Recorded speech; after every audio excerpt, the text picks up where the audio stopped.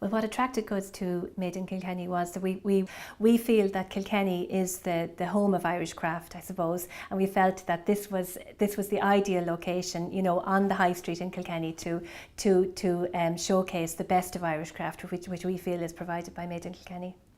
We were aware of the Made in Kilkenny group from the pop-up stores that they've had here during the past few Christmases. We knew they were a very highly skilled group of craftspeople, and also that they were very professional because we'd seen the way they'd run the pop-up stores. So we decided to approach them and see what would come of it. As a retailer, we had a number of considerations to take into account when we were setting up the pop-up shop.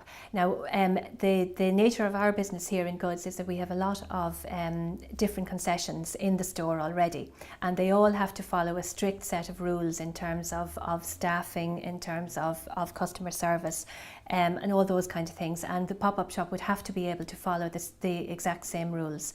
So that the pop-up shop needs to be very professionally managed in order to be able to do that. The way a pop-up shop adds value to a retailer, there's a number of ways.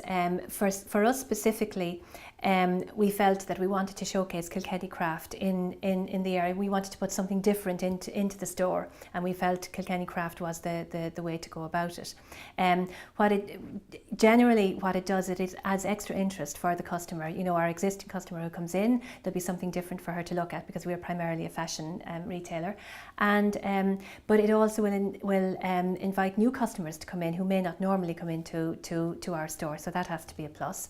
And the other thing it allows us to do is to research this area to see how it would go for the long term without a major risk to the retailer themselves.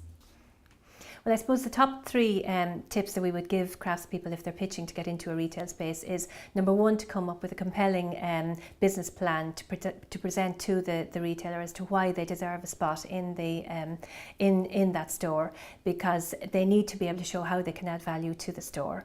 Number two is to be managed very well and to organise themselves very professionally, and mainly have one point of contact, so that the retailer can have one person that they deal with everything. And number three, I would say, is to make sure that they have a wide range, that there are enough craftspeople within the group so that they have a wide range of product, that they'll be able to replenish it sufficiently to keep the area full of interesting stock for the period that they're going to run the pop-up.